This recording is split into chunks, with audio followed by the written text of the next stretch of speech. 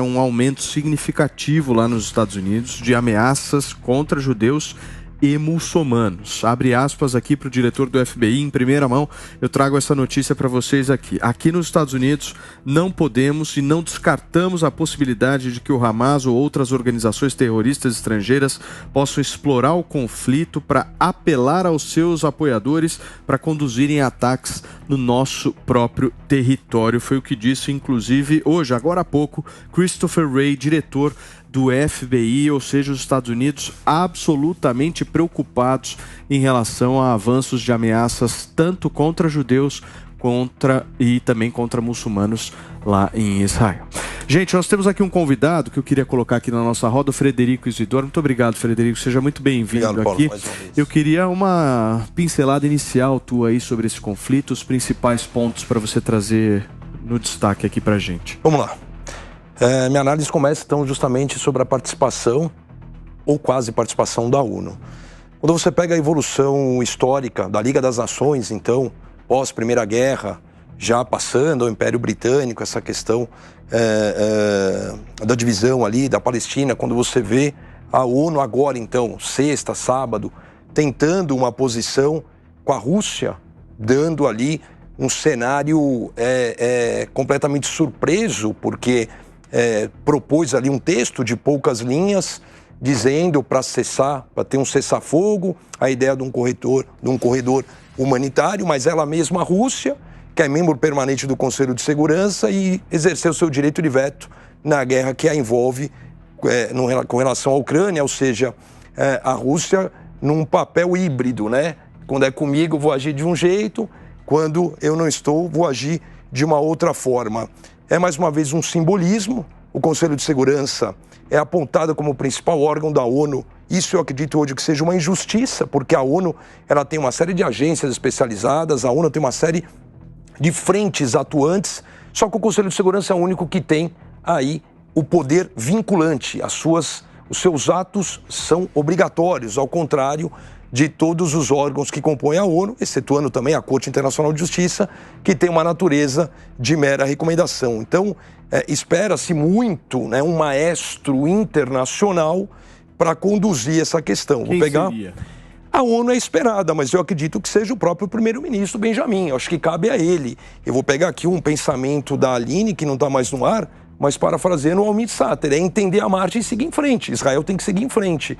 O Mossad é o serviço secreto mais temível do mundo. Eu acredito que essa questão, principalmente dos reféns, vai ser muito mais resolvida por meio do Mossad do que efetivamente por meio de um ataque ostensivo por terra, por ar, enfim.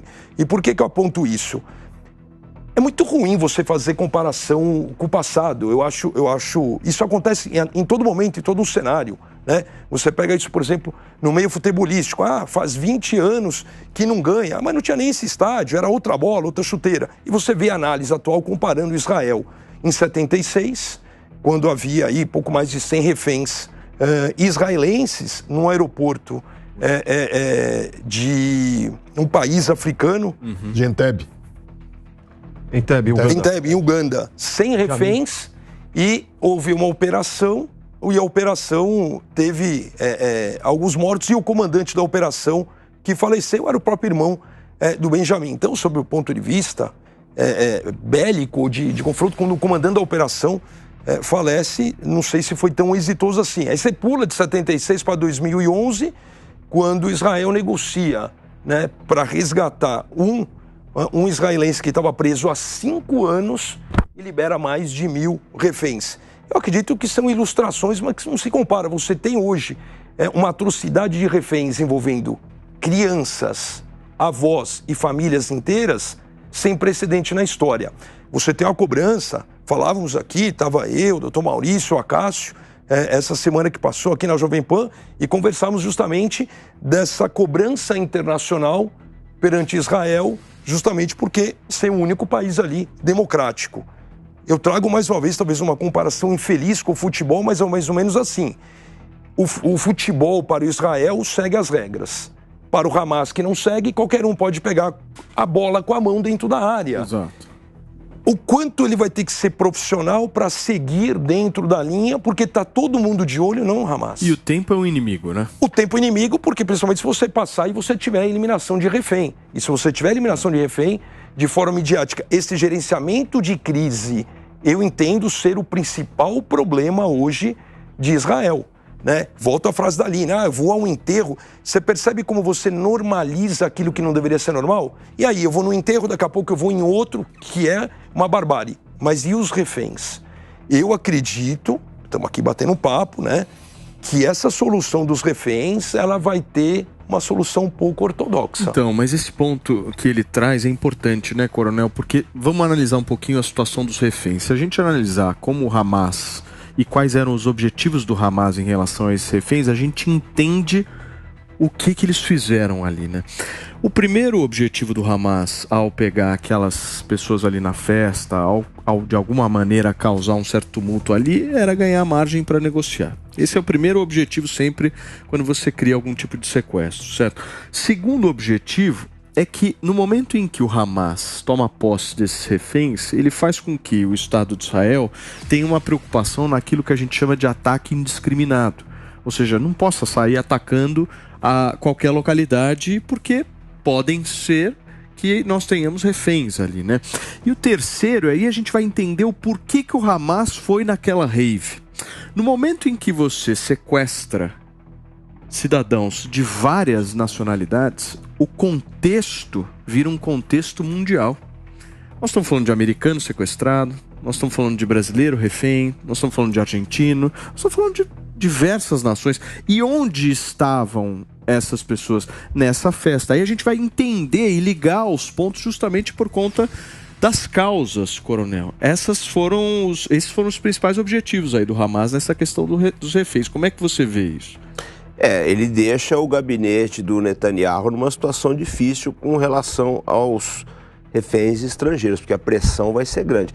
Nós não vimos até agora, né, eu até estou achando estranho isso, nós não vimos nenhuma daquelas cenas de um refém aparecer em frente às câmeras, né, dizendo, olha, estou sequestrado. E eu achei até estranho isso aí. São cenas rápidas de serem vistas na internet, né? Sim, mas era o que acontecia normalmente. Vamos pegar um caso que é emblemático em Israel, que é o Gilad Shalit, que ficou sequestrado 5 anos. Né? Isso comoveu a sociedade israelense, praticamente dividiu Israel. Foi muito doloroso lidar com aquilo.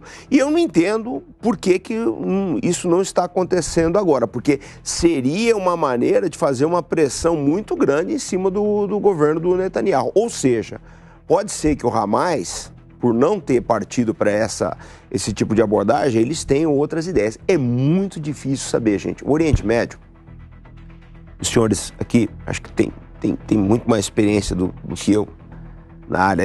É uma região muito nebulosa, né? Eu falo sempre, brinco sempre que quem acha que sabe o que está acontecendo no Oriente Médio está mal informado, porque ali as coisas mudam o tempo todo. Você quer ver um exemplo, Paulo? A gente fala de financiamento do Hamas. O Irã é um grande financiador do Hamas. Mas não é só o Irã. O Catar é um grande financiador. E a poucos quilômetros da onde alguns líderes do Hamas estão no Catar, tem uma grande base aérea americana, que é a base aérea de Al-Udeid. Agora, os Estados Unidos vai fazer pressão em cima do Catar sobre isso? Deveria, mas não vai fazer porque ele não quer perder a base aérea dele, que para ele é muito mais importante do que qualquer outro apoio que o Catar deu ao Hamas. Então, é uma situação muito complicada. Você quer ver como é que a coisa vai complicando mais? Tem um relatório do Departamento de Defesa dos Estados Unidos. Se vocês acham que as armas perdidas na Ucrânia são um problema sério, espera para ouvir o que eu vou falar agora. Tem um relatório do Departamento de Defesa dos Estados Unidos, está na internet, que diz o seguinte: entre 2017 e 2018, sumiram 715 milhões de dólares em armamentos na Síria, tá? Frutos da Operação Timber Sycamore. Acredita-se que esses armamentos foram parar nas mãos do ISIS e da Al-Qaeda. Ou seja, indiretamente, o Departamento de Defesa deu um financiamento de 715 milhões de dólares para o ISIS e a Al-Qaeda. Isso não sou eu que estou falando, é um relatório. Que evaporou. evaporou. Isso deve ter virado armas ou financiado outras operações. A gente não sabe o que virou isso daí, né? Essa bomba poderia ter detonado o governo Obama se não fosse o atual secretário da Defesa hoje, que é o general Lloyd Austin. Na época ele era o CENTCOM. Quando teve uma oitiva no Senado americano, ele colocou panos quentes em cima disso. O que eu quero dizer, só para não ficar muito longa a minha intervenção, o Oriente Médio é complicadíssimo, a quantidade de atores que tem ali, né? De atores. Coronel, esse soldado que você citou, o Gilad Shalit, se eu não me engano, né? O nome dele. Não sei se vocês lembram, gente, mas ele ficou 6 anos. 5 anos, né? Refém. 6 anos ele foi lá sequestrado. E ele só foi liberado depois do Estado de Israel ter liberado 1000 presos palestinos. Sim. Não sei se vocês lembram dessa história. E não foi a única. Foi uma troca de 1 por 1000. E um deles é um dos grandes líderes do Hamas. E não só isso, fizeram depois o sequestro daqueles 3 meninos na época da Copa em 2014. Eu vou pedir aqui para vocês, por favor, um minutinho só para uma... E de novo, tá? Agora eu não estou falando como nenhuma análise política. Eu vou falar do fundo do meu coração um pouco do que eu acredito. Quando teve essa história do Gilad Shalit, realmente, acho que é muito importante pontuar para nossa audiência aqui, para Israel uma vida é um mundo. Eu recebi uma ligação de um amigo meu na última quinta-feira à noite. Ele é um alto escalão do exército. Ele tem um grupo de 1000 pessoas que a missão deles é procurar sequestrados, feridos, mortos ou partes de corpo. Difícil falar, mas por que isso? Porque para nós, o respeito com a vida, o respeito com a família de alguém que perde um ente querido é gigante. Nem que seja pegar alguma parte de um corpo para poder enterrar. E por isso que a Aline estava falando, o enterro da Bruna brasileira tinha 10.000 pessoas. Eu recebi áudio das pessoas falando que não dava para chegar no enterro. Uma brasileira que provavelmente não conhecia 10.000 pessoas. As pessoas saíram das suas casas. Rabino, ela tinha medo de que não tivesse o Minyan, que não tivesse os 10 homens que precisam ter para fazer as rezas. Então tinham convocou, 10 mil não foram 10, foram 10.000. 10.000 pessoas. Então, por que eu estou trazendo isso aqui? Porque eu acho que agora muita coisa mudou. Sabe que no Holocausto, o que muita gente não se pergunta é: de onde vinham aquelas fotos? De onde vinham os filmes? Dos próprios nazistas. Eles filmaram e colocaram tudo isso porque eles eram, como eu falei para vocês, não eram psicopatas. Sádicos. Eles eram sádicos, eles eram maldosos. O Hamas faz a mesma coisa. A gente está inclusive enfrentando um monte de informação que agora estão nos colocando para ter que responder se é fake news ou não, porque o que eles querem é desmoralizar a nossa informação e assustar a população israelense, principalmente através do mundo. Então, se eles começarem a aumentar a informação, aumentar a quantidade de degolados, aumentar... De novo, eles fizeram atrocidades, mas eles estão aumentando a um nível comparável ao nazismo, de aumentar, de querer jogar o medo. Por isso que eu respondi àquela hora que Israel mudou de posição. Para nós, realmente, esses 120, 150 é muito delicado. Muitos apostam que muitos nem sequer estão vivos. E pode sim acontecer que a gente vai ver alguma coisa, queira Deus que não, que a gente consiga, com o Mossad, com o que quer que seja, que Deus abençoe, que a gente consiga libertar essas pessoas. Mas, trazendo de novo a Segunda Guerra, o mundo estava quieto. Como ficou quieto esses 16 anos que a gente sofre, como eu contei a história de quando eu era pequeno. E agora, eles pegaram pessoas de todos os países. E todos os países estão tendo que falar alguma coisa. E uma estratégia muito clara, né, Rabino? Só que eu quero falar o seguinte, na Segunda Guerra, por que os Estados Unidos entrou? Porque sobrou para eles do Japão e eles entraram no negócio e aí tudo mudou. Quer dizer, algo que ninguém sabe explicar por que sobrou para os Estados Unidos, mudou a história da guerra.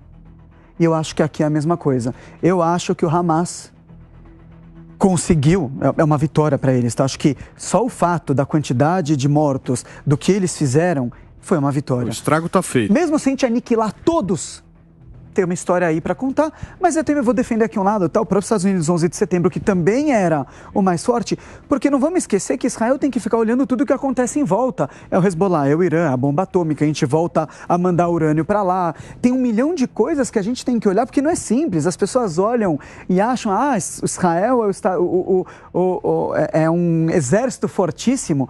A gente é nanico. É claro que proporcionalmente é forte. E vou falar como rabino aqui, é uma bênção de Deus. Todo mundo que veio contra nós virou história, menos nós. É verdade que desde o Holocausto a gente ainda não chegou no número que a gente tinha. Genocídio é o que nós passamos. Até em Gaza, que sim, quem que faz tudo aquilo é o Hamas, eles quadruplicaram a quantidade de pessoas que tem lá. Então, sabe a dor? Eu vou te falar, quando entrou a Aline, quando entrou a Priscila, eu não sei se vocês viram, eu comecei a chorar, porque o meu melhor amigo de infância está lá, com 2 bebês sozinhos, enquanto a mulher dele está na guerra.